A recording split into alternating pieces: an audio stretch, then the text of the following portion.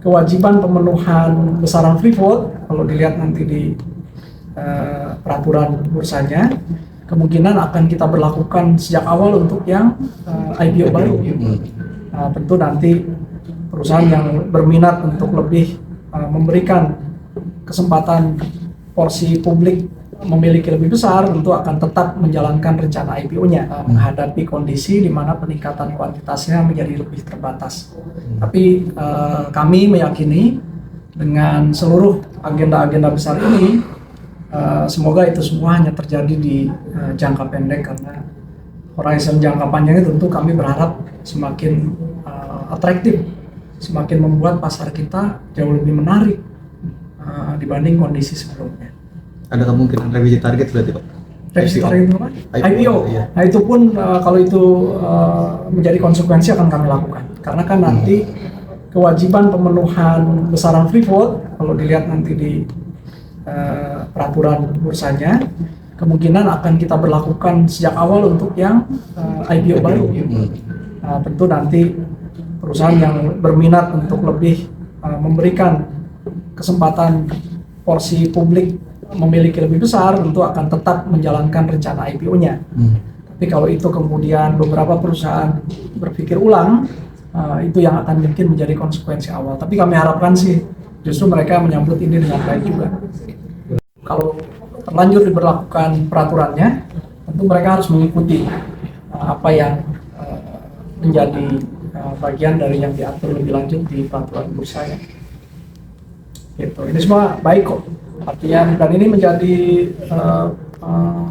standar yang berlaku juga di best practice internasional, bahwa mendorong lebih besar porsi free float itu yang menjadi tujuan bersama seluruh bursa di dunia, terutama bursa-bursa utama termasuk bursa efek Indonesia, tentu ingin menghadirkan attractiveness atau kemenarikan bursanya dengan menunjukkan adanya kecukupan ketersediaan saham yang dapat dimiliki oleh publik melalui pemberlakuan ketentuan peningkatan besaran porsi saham free float dimaksud. Gitu, jadi beneran nih wawancara ini.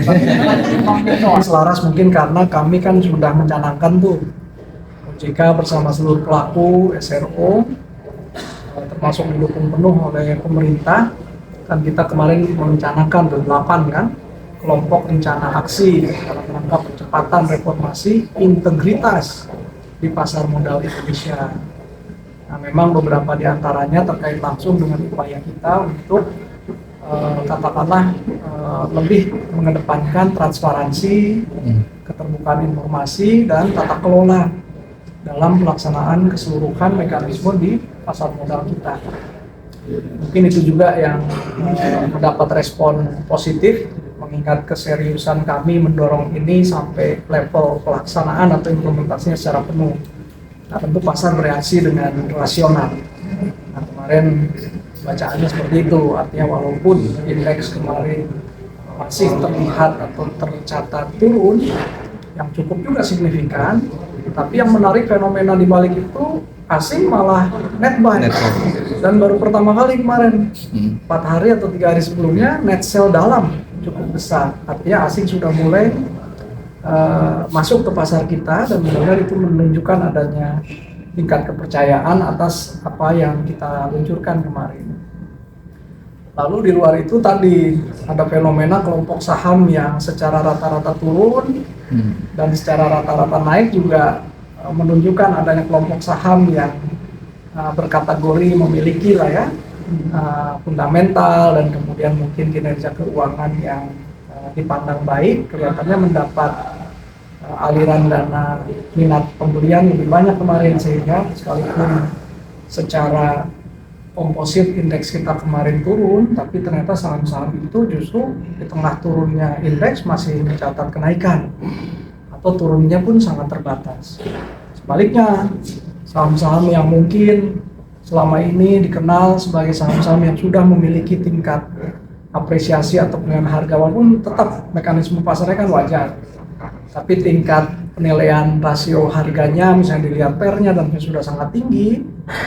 Nah, kemudian kemarin kalau kita lihat mendapat tekanan melepaskan pemilikan melalui aksi penjualan. Alhamdulillah hari ini mudah-mudahan berlanjut ya. kita melihat sejauh ini sih tadi indeks masih hijau. Ya. Ini mudah-mudahan menunjukkan bahwa sudah mulai lebih terkonfirmasi lagi kepercayaan dan kepastian di para investor kita terkait dengan rencana besar kita untuk mendorong dan mengedepankan reformasi integritas ini. Sekarang sudah di 1,5 lebih plusnya, 1,5% dan merata. Semua indeks sektoral, semua indeks utama, IDX 30, LQ45, itu semuanya juga hijau, artinya mengalami kenaikan yang merata. Mudah-mudahan ini berlanjut. Yang pentingnya ini nggak cuma kerjanya saya sama Pak Nandar doang nih, tapi teman-teman juga nih. Memberitakan sesuatu secara proporsional juga penting di tengah-tengah gejolak dan isu trust atau kepercayaan investor. Nah itu aja yang kami ingin dorong ya. Itu memberitakan sesuai proporsi, artinya bukan yang bagus diberitakan jelek, yang jelek diberitakan bagus, enggak. Tapi proporsional dan terus mendorong, kan misi kita sama, ingin membesarkan pasar ya. Jadi jangan menambah kepanikan kalau beritanya tidak terkonfirmasi atau hanya sebatas rumors atau opini pihak yang mungkin juga belum bisa dikonfirmasi. Teman-teman lainnya terlibat dengan teman-teman di bursa, di KP, di KSE, dan tentu pelaku industri akan jagain pasar kita di saat-saat yang tidak menentu. Berkantor sampai kapan kira-kira itu Pak? Sesuai kebutuhan saja. Artinya sepanjang masih dibutuhkan, nggak ada isu, kami tentu tetap bisa mengerjakan kegiatan, tapi kehadiran fisik langsung kan juga memudahkan koordinasi, pengambilan keputusan, tidak ada kendala lokasi kalau kita hadir di sini. Nah, kemarin tentu sangat dibutuhkan karena itu terjadi dinamika yang ada, tentu harus direspon dengan rantai pengambilan keputusan dan koordinasi yang tanpa batas, tanpa sekat, harus cepat. Nah itulah kenapa kami putuskan hadir secara fisik bersama teman-teman lengkap seluruh pengurus.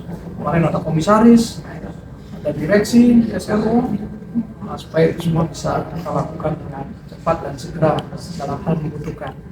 Tentu tidak dalam konteks ini ya nanti kami lihat kalau memang mengharuskan atau membutuhkan ya kami siapkan hadir. Tapi demikian juga sebaliknya kalau kita pandang sudah dapat dilakukan dengan kondisi yang lebih normal, nanti kami akan berkantor secara fisik di tempat kami masing-masing. Sampai Mei sampai selesainya negosiasi. Oh enggak. Nunggu sampai pasar, kondisi pasar. Iya, lebih ke kondisi pasar.